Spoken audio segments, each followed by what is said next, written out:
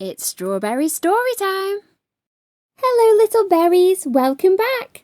Today's story I've got for you is called A Pocket Full of Cheer, written and illustrated by Joe Starling.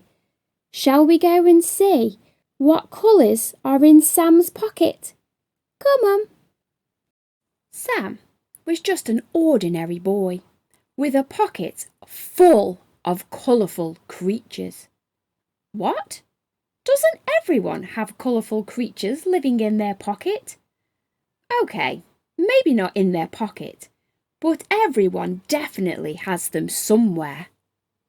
Sam couldn't remember who they were, but he did remember someone once telling him that you never stop learning.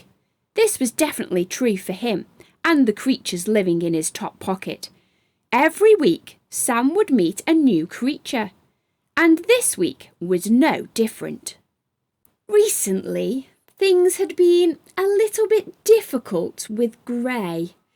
Grey was a new creature from Sam's pocket who only seemed to come out to moan and to be grumpy. It always felt like it was raining when he came out. Grey came trudging out for the smallest reason, but they definitely didn't feel small with Grey around. Getting broccoli for dinner instead of pizza. I wanted pizza! Spilling a drink all over the floor. This will take ages to clean. Stepping in dog poop. My favourite shoes! Not only was Grey grumpy about almost everything, but it also stopped Sam from doing things he would have enjoyed, running in a race. You won't win anyway. Learning something new. You're not smart enough. Even making new friends. They won't like you.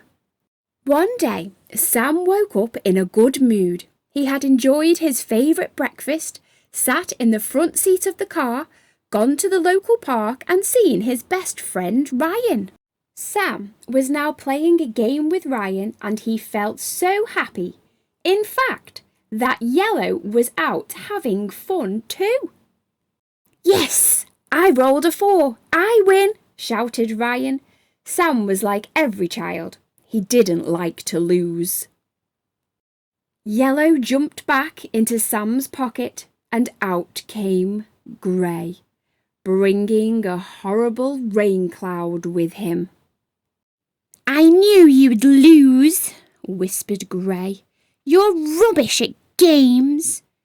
Sam walked away, dragging his feet along the floor. Looking around the park, Sam was thinking about who he could play with next. But Grey just wouldn't go away. Maybe he could ask to play football with the children on the grass. You're terrible at football, laughed Grey. Or perhaps he could just play on the monkey bars by himself. Why bother? You'll just fall straight away, teased Grey. Sam was getting really fed up with Grey now. He was alone at the park, and Grey was stopping him from doing everything. Sam felt sad. Blue climbed out of his top pocket and began to cry on his shoulder. What could Sam do? Ryan saw Sam from across the park and went over to talk to him. It's okay to be sad sometimes, said Ryan, but you can't always listen to Grey. How do you know about Grey? Asked Sam. You can't see them, but I have colours too. Everyone does, replied Ryan. Sam's jaw dropped. He was amazed. He thought that he was the only one with colours. Ryan told Sam that he could make even more colours, but he had to focus and work hard to do it. So they got to work. Ryan asked Sam what he liked to do, because it's always important to do things that you like. He then asked Sam to think of all the things he likes about himself, which is always difficult, but very good to do.